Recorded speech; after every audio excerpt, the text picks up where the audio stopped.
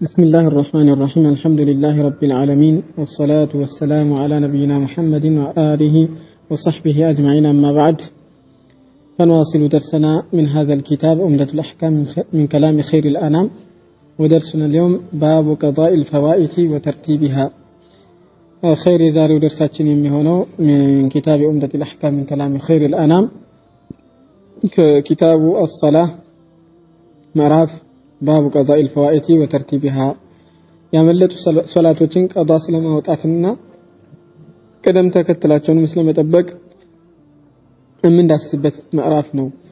ባቡ ምዕራፍ ነው ቀዷ ስለማውጣት ስለመክፈል الفوائت جمع فائታ ነው ያመለጡ ሶላቶችን ስለመክፈልና ወተርቲቢሃ እነሱንም ቀደም ተከተል ስለማሳዝ ምን መለከትበት ምዕራፍ ነው እንግዲህ ካሁን በፊት እንዳየነው ሶላቶች በኒስያንና በነውም ካመለጡን በእንቅልፍ ወይም ደግሞ በመርሳት ካመለጡን ያስታወስን ጊዜ ወአለይኩም ሰላም ወይ ከእንቅልፋችን የነቃን ጊዜ ቀዷ እናወጣቸዋለን ብለናል ግዴታ ነው ለምን መነስ የሶላተን አው ናማ عنها فليصليها اذا ذكرها ليس لها كفاره الا ذلك ብለዋል ነብያችን አለይሂ ሰላም አንድ ሶላት ይረሳ ወይም ከሳይተኛ ያስታወሰ ጊዜ ይስገድ ይሄ እንጂ ሌላ ከፋራ የለውም ብለዋል ነገር ግን ቀዷ ስናወጣ በተርቲብ መሆን መቻል አለበት ለምሳሌ ዙህርና አስር ቢያመልጡን መጀመሪያ ዙህርን ከዛ አስርን መስገድ ያለብን የሚለውን ዳሰናል አሁንም ተጨማሪ ማብራሪያን የምንመለከተው ግን ያለምንም ዑዝርና ያለምንም ምክንያት ሶላት የሚያመልጠን ከሆነ ቀዷ እናወጣለን አናወጣም ኺላፍ አለ ጀማሂሩ አህሊ العلم አብዛኛዎቹ ባለቤቶች ቀዷ አለ ይላሉ ወሚንሁም አልአኢመቱል አርባዓ ሁለተኛው ቀውል ደግሞ ቀዷ የለበትም ይላሉ እነ ሼኹል ኢስላም ተይሚያም እንደግፉት ይሄንን ነው በወቅቱ የተደነገገ ኢባዳ ያለምንም ምክንያት ወቅቱ ካለፈ አይወጣም ስለዚህ فعليه بالتوبة والاستغفار ተውበትና استغفار ማድረግ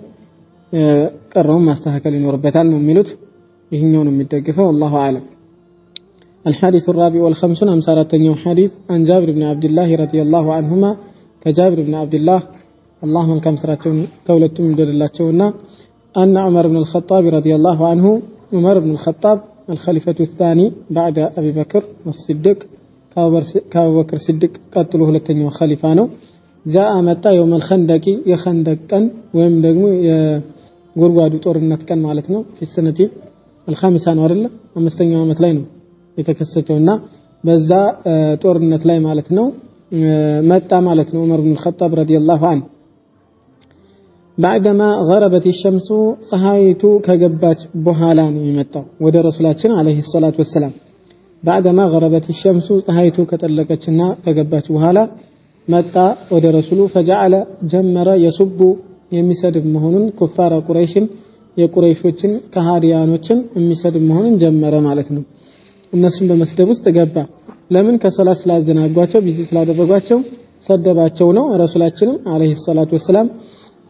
አገዙት እንጂ ምን አላሉትን አላወገዙበትም ነው ለምን የተበደለ ሰው የበደሉትን የሆኑትን አካላችን ተገቢ በሆነው መልኩ يعني دعاء ማድረግና እነሱን መርገም ይችላል ስለተባለ ማለት ነው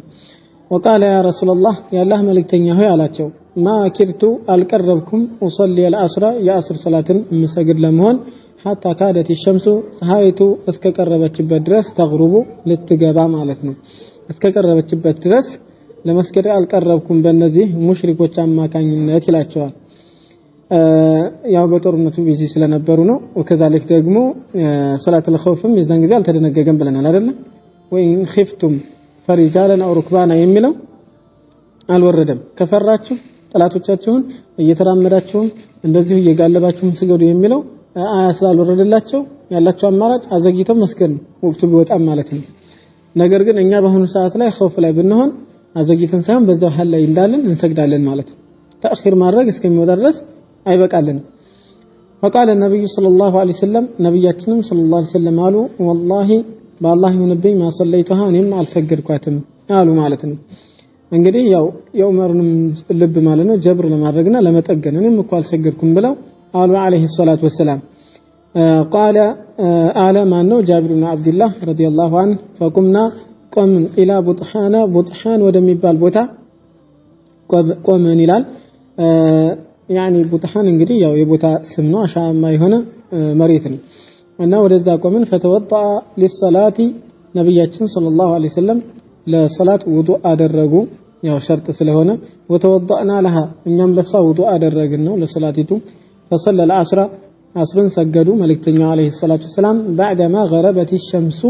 ፀሐይ ከጠለቀች በኋላ ምንን ሰገዱ የአስር ሶላትን ሰገዱ ማለት ነው ثم ከዛም صلى ሰገዱ بعدها ከሷ በኋላ ከአስር ሶላት በኋላ المغرب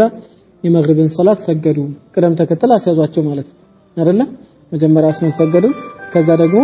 መግሪብ ሶላትን ሰገዱ ማለት ነው ስለዚህ ያመለጡንን ሶላቶችን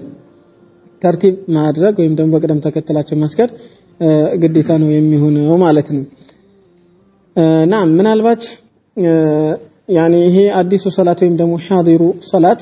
ወቅቱ ይወጣብናል ብለን እንሰጋ ከሆነ ምን እናደርጋለን ያንኑ ትኩሱን ሶላት እንሰግዳለን እንዳይወጣብን ማለት ነው እንዳይወጣብን እንሰግዳለን ለምሳሌ የመግሪብ ወቅት ሊወጣብን ከሆነ አስሩን እናስቀድም አንልም የመግሪብ ሶላታችንን ሰግደን አስር እንደገና ከመግሪብ በኋላ እንሰግደዋለን ለምን ሁለቱም ምን እንዳይሆኑብን ቀዷ እንዳይሆኑብን ማለት ነው ናም من فقه الحديث كحديث كما እናገኘው ጥቅም አንደኛ وجوب قضاء الفوائد ያመለጡ ሶላቶችን ቀዷ ማውጣት ግዴታ ስለመሆኑ ነው من الصلوات الخمس ከአምስት ወቅት ሶላቶች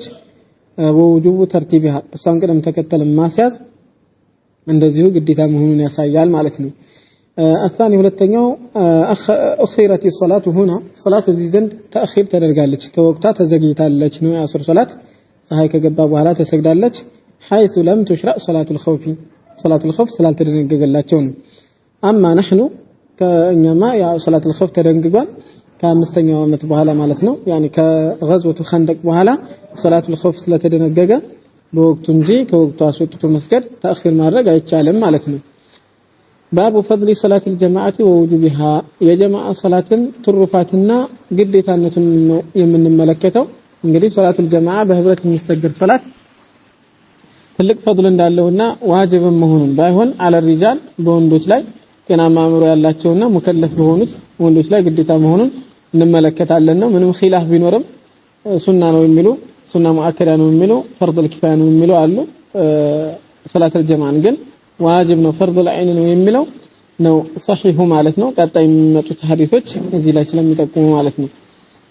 الحديث الخامس والخمسون أمسى أمستنيو حديث عن عبد الله بن عمر رضي الله عنهما كعبد الله بن عمر تيزو أن رسول الله صلى الله عليه وسلم قال يا الله ملكتنا تكتون بلوال صلاة الجماعة يا جماعة صلاة يهبرت صلاة عند سو مسجد هيدو بجماعة مسجدو صلاة أفضل بلاتنا من صلاة الفذ كبتشا صلاة فذ مالت فرد مالتنا بتشاون كمسجدو بيتو السوقو مسيابوتا كمسجدو ب27 درجة بهايا 7 درجة ይበልጣል በ27 ደረጃ ይበልጣል ቤቱ ወይ ሙስቁ የሚሰግደው ሶላት አንድ ደረጃ ነው ያለው ነገር ግን መስጂድ በጀማዓ የሚሰግደው ሶላት በ27 እጥፍ ይበልጣል ማለት መልእክተኛው አለይሂ ሰላቱ ሰላም ተናግረዋል ማለት ነው ይህ የሶላተል ጀማዓን ትሩፋትና ደረጃ ያሳያል ማለት ነው እንደዚሁ ደግሞ ቤትን መስገድ ወይም ደግሞ ሰውየው ያለበት ቦታ ላይ ቢሰግድ ሶላቱ ሶሂህ ነው ምንም ጀማዓው ቢወጅብበትም እንኳን ሸርጥ ስላላደለ ሶላቱ ሶሂህ ነው ለምን በ27 እጥፍ ይበልጣል ሲሉ ነብያችን ሰለላሁ ዐለይሂ ወሰለም ያንኛውም ያዋጅር አለው ማለት ነው ሰጥቶለታል ማለት ነው አሁን ይበልጣል ነው እያሉ ያሉት እንጂ ያኔ አይሆንም ብለው አልተናገሩም ስለዚህ ሶላቱ ሶሂህ ነው ሶላቱል ፈዝ ብቻውን ቢሰግደው ነው ግን በአጅር ማንኛው ይበልጣል ሶላቱል ጀማዓ ይበልጣል ነው ብቻውን የሰገደ ሰው ደግሞ ጀማዓ ወጅቦበት ያኔ ያው ወንጀል ፈጽሟል ወደ አላህ ተውበት ማድረግ ይጠበቅበታል ማለት ነው الحديث السادس والخمسون 56 حديث ደግሞ عن ابي هريره رضي الله عنه قال كابو هريره تيزو ተከታዩን ብሏል قال رسول الله صلى الله عليه وسلم يا الله ملكتኛ ብለዋል صلاه الرجل يسويو صلاه في الجماعه بجماعنا بهبرت የሚሰግደው تضعف ትደራረብለታለች على صلاته في بيته በቤት ውስጥ የሚሰግደው በሆነ ሶላት ላይ وفي سوقه እንደዚሁ ሱቁም ውስጥ የሚሰግደው በሆነ ሶላት ላይ 25 ضعفا በ25 እጥፍ ትደራረብለታለች ወይም ደግሞ ትበልጥለታለች አሉ በ25 ይበልጥለታል ማለታቸው ነው አለይሂ ሰላቱ ወሰለም وذلك ያ ደግሞ ሊሆን የሚችለው በ25 እጥፍ ሊበልጥለት የሚችለው ሊደራረብለት የሚችለው انه እሱ ሰውየው اذا توضأ ውዱእ ያደረገ ጊዜና فاحسن الوضوء ውዱኡን ያሳመረ ጊዜ ማለት ነው ውዱእ አድርጎ ውዱኡን ማሳመር መቻል አለበት يعني አካላቶቹ ሙሉ በሙሉ በማጠብ በማዳረስ ግዴታውን በመወጣት ማለት ነው ውዱን ካሳመረ ነው መስፈርት አለ ثم خرج الى المسجد ከዛም ወደ መስጂድ ከወጣ ነው መስጂድ የሚሰገድ ከሆነ ነው እንጂ ሌላ ቦታ የሚሰገድ ከሆነ ምንም በጀማዓ የሚሰገደው አሁንም በላጭ ቢሆንም ብቻ ከሚሰገደው እንደ መስጂዱ አይሆንም ማለት ነው አጅሩ ላ እና الى المسجد ወደ መስጂድ ሲወጣ ማለት ነው لا يخرجه ما يوጣው ሆኖ ደግሞ الا الصلاه صلاه እንጂ ሌላ አላማ ሳይኖረው ሶላትን ብቻ ነይቶ የሚወጣ ከሆነ ለም يخط እንግዲህ ስንት መስፈርት አደረጉ አንደኛ ውዱ ማድረግ አለበት እዛው ቤቱ ወይም ሱቁ ማለት ነው ሁለተኛ ውዱ ማሳመር አለበት ሶስተኛ ወደ መስጂድ መውጣት አለበት አራተኛ ወደ መስጂድ ሲወጣ ሶላት እንጂ ሌላ ማንቀሳቀሰው መሆን መቻል አለበት ግን ሶላቱንም ሰግዶ እግረ መንገዱን ደርስ ሙሐደራ የሚሰጥ ከሆነ ያንንም ማዳመጥን ቢነይትበት ያው ባጅር ላይ አጅር ነው የሚሆንለት ማለት ነው ለም يخطو በዚህ መልኩ ከሆነ አይራመድም ማሉ ኹጥወተን አንዲትንም እርምጃ ኢላ ሩፊዓት ለሁ ለሱ ከፍ የተደረገችለት ቢሆን እንጂ ቢሃ በሳ ደረጃ ከፍ የተደረገችለት ቢሆን እንጂ ማለት ነው ደረጃው ከፍ ይላል ነው ወሁጣ عنه ከሱም ደግሞ ይሰረዛል ቢሃ በሳ በርምጃው ኸጢአቱን ወንጀሉ ኃጢአቱ ይራገፍለታል አሉ መልእክተኛው አለይሂ ሰላቱ ወሰለም በተጨማሪ ደግሞ ያው 25 እጥፍ ይበልጥለታል ነው فاذا صلى የሰገደ ጊዜ ደግሞ መስጂድ መጥቶ ማለት ነው አላህ Subhanahu Wa Ta'ala የወሰነለትን ተየተል መስጂድ ሊሆን ይችላል ሌላም ሶላት ለም ተዘል الملائكه መላእክቶች አይወገዱም تصلي عليه በሱ ላይ ሶላት የሚያወርዱ ከመሆን አይወገዱም እንግዲህ የመላእክቶች ሶላት በጣም ጠቃሚና መቅቡል ተቀባይነት ያለው የሆነ ነው ለምን አላህን የማያምፁ ያዘዛቸውን የሚፈጽሙ ስለሆኑ ማለት ነው እና የነሱ ሶላት ማለት ያኔ ዱዓ ያደርጋሉ ነው ማዳማ እስከዘወተረ እስከቆየ ድረስ ሙሰላ በዛ በመስገጃው ቦታ ላይ እስከቆየ ድረስ ምን ያደርጋሉ ዱዓ ያደርጉለታል ነው اللهم صل عليه الله በሱ ላይ ሶላት አውርድ ያኔ አወድሰው ብለው ይላሉ ነው አላህ ሶላት ማለት እዛ መላእክቶቹ ዘንድ ባሪያውን ማወደሱ ነውና አወድሰው ይላሉ اللهم اغفر له الله ለሱ ምህረት አድርግለት ማረው اللهم ارحمه الله ይዘንለት ይያሉ ዱዓ ያደርጋሉ ስለዚህ ሰግደን የሰገድንበት ቦታ ላይ ቁጭ ማለት ምን አለው ትልቅ አጅር እና ፈዲላ አለው ማለት ነው ዝም ብለን ሰግደን እልም ማለት መቻል የለብንም ነው ولا يزال እንደዚሁ አይወገድም አሉ መልእክተኛው አለይሂ ሰላቱ ሰላም في ሶላት ውስጥ ከመሆን አይወገድም من تزر الصلاه ሶላትን እስከጠበቀ ድረስ ማለት ነው እንግዲህ አንድ ሶላት ሰግዶ ሌላኛውን ሶላት እስከጠበቀ ድረስ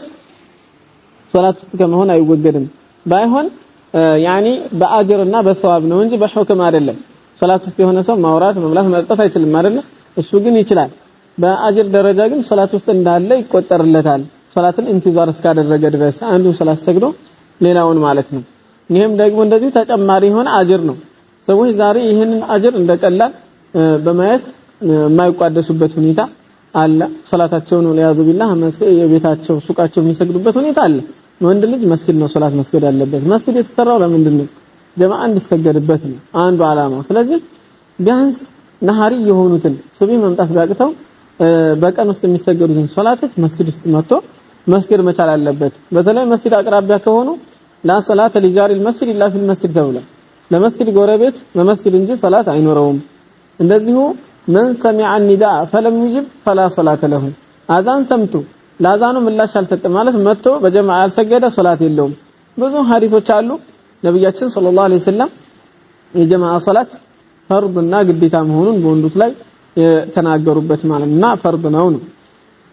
እና ይሄንን አጅሩን ደግሞ መልእክተኛው አለይሂ ሰላም 27 ብለው በመጀመሪያው ሐዲስ ላይ ተናግረዋል በሁለተኛው ላይ ደግሞ 25 ብለዋል ይሄ እንግዲህ እንደ ሰውየው ኢኽላስ እና ውስጡ እንዳለው ወደ አላህ Subhanahu Wa Ta'ala መቅረብ የሚወሰን ነው ማለት ነው ከፊል ዑለማዎች ደግሞ 27 ይበልጣል የተባለው ምን ሲሆን ነው ያኒ ሶላቱ ጀህሪ ከሆነ በጀህር የሚቀራባቸው ከሆኑ 27 ይሆናል 25 የሚሆነው ደግሞ በስር የሚቀራባቸው ሶላቶች ሲሆኑ ነው ብለው ይላሉ والله اعلم بالصواب على كل حال ሰውየው ወደ አላህ Subhanahu Wa Ta'ala ካለው ቀረቤታና ለዲኑ ካለው ፍቅር አቋያ ከኢኽላሱ አቋያ አጅሩ ከፍና ዝቅ ይላል ማለት ነው አላህ ከዚህም በላይ እሱ ለሚሻው ሊያደራርብለት ይችላል ማለት ነው من فقه الحديث كحديث كم እናገኘው ጥቅም አንደኛ فضل صلاه الجماعه في المسجد መስጂድ ውስጥ የጀማዓን ሶላት መስገድ ያለውን ደረጃ ነው ወነቅሱ صلاه المنفرد ብቻውን የሚሰግድ ሰው ደግሞ ሶላቱ ናቂስና ጎዶሎ መሆኑን አጅሩ የሚጎል መሆኑን ነው ምንም ሶላቱ ሰሂህ ቢሆንም እንኳን ማለት ነው ወንጀለኛ ከመሆኑ ጋር መስገድ የሚችል ከሆነ ሁለተኛ ان الجماعه ليست شرطا لصحه الصلاه ጀማዓ እንግዲህ ያው በህብረት መስገድ ሶላት ትክክለኛ ለመሆኑ መስፈርት አይደለም ፈቱጅዚኡ ሶላቱል ሙንፈሪድ ስለዚህ መስፈርት ካል አይደለ ብቻውን የሰገደ ሰው ሶላቱ ሙጅዚ ነው አብቃቅቶለታል ስለ ግዴታው ነው ሶስተኛው አን الفضل والثواب المذكور في الحديث በሐዲሱ ላይ የተወሳው የሆነው ደረጃና ምንዳ ሙተረቲቡን የተደረጀ ነው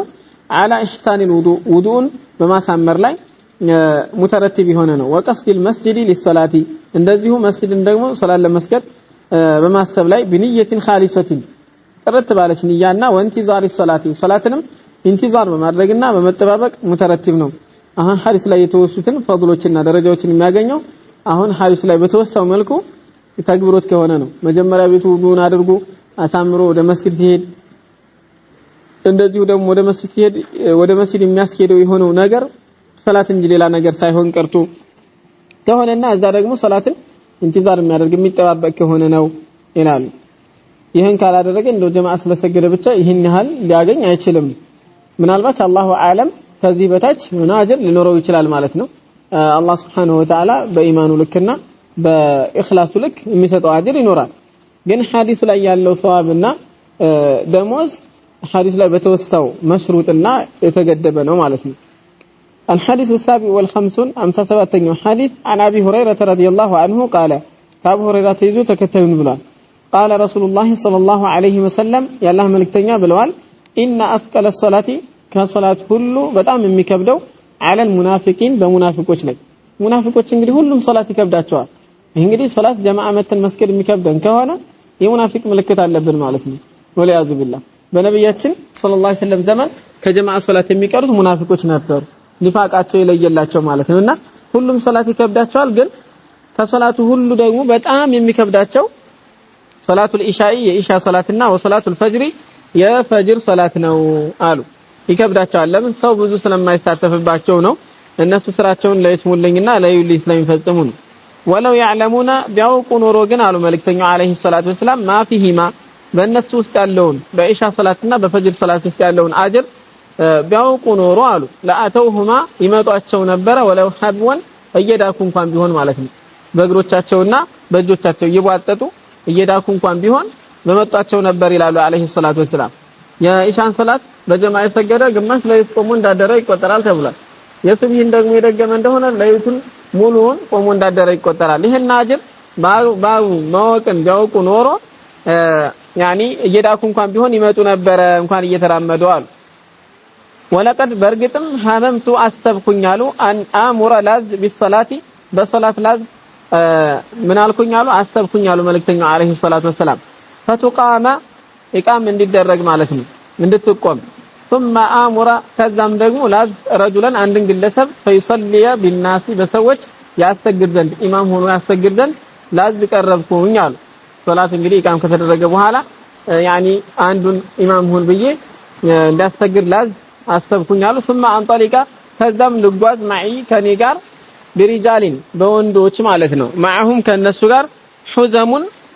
እቅፍ ያላቸው ይሆኑ ምን ሐጦቢን ከእንጨት የሆነ እቅፍ ማለት ነው ያላቸው የሆኑ ሰዎችን ወንዶችን ይዘልህል አሰብኩኛሉ ኢላ ቀውሚን ወደ ሰዎች ላ የሻዱን الصلاه ሶላትን የማይሳተፉ በጀማዓ የማይሰግዱ ወደ ሆኑት ወንዶች ፈውሐሪቀ عليهم በእነሱ ላይ ላቃጥልባቸው ቡዩተሁም ቤቶቻቸውን ቢናር በእሳት ላቃጥልባቸው አሰብኩኝ ይላሉ እና የተከለከሉበት ምክንያት ምንድነው እዛ ውስጥ ቤት ውስጥ እንግዲህ ሶላት ጀማዓ የማይወጁባቸው ሴቶች ህፃናቶች ስላሉ እነሱንም አብሮ መቅጣት ስለሚሆን መልእክተኛው አለይሂ ሰላቱ ሰላም ከዚህ አኳያ ምን አደረጉ ያንን ቅጣት ተውት ማለት ነው እንጂ ቤታቸውን ሊያቃጥሉባቸው ቀርበው ነበር እንግዲህ ዋጅብና ግዴታ ባይሆን ኖሮ ቤታቸውን ለማቃጠል መልእክተኛው አለይሂ ሰላቱ ሰላም ባልተነሳሱ ነበር ስለዚህ ይህ ሐዲስ የጀማዓ ሶላት ዋጅብ መሆኑን ያሳያል ነው ምን ፍቅህ ሐዲስ አንደኛ እነ ሶላት الجماعه فرض عين على الرجال የጀማዓ ሶላት በእያንዳንዱ ወንድ ላይ ማለት ነው ነፍስ ወከፋይ ግዴታ መሆኑን فمن تركها فهو آثم የተዋሰው ወንጀለኛ መሆኑን ነው የምናገኘው ሁለተኛ فضل صلاه العشاء والفجر የኢሻና የፈጅር ሶላት ያላቸውን ደረጃ ተመልክተናል ነው ሶስተኛ አነ من قصد بعباداته الرياء فهو منافق በዒባዳውና በአምልኮቱ ይልኝን የሚፈልግ ሰዎች እንዲያዩት የሚፈልግ ሰው ሙናፊቅ መሆኑን የሙናፊቅ ተግባር የሚፈጽም ሰው መሆኑን ከሐዲሱ ማግኘት ይቻላል ስለዚህ የጀማዓ ሶላት ዋጅብና ግዴታ መሆኑን አውቀን ያለውንም ፈድልና ደረጃ አውቀን ሰላታችንን በጀማዓ መስገድ መቻል ይኖርብናል ማለት ነው። هذا والله أعلم صلى الله وسلم على نبينا محمد وآله وصحبه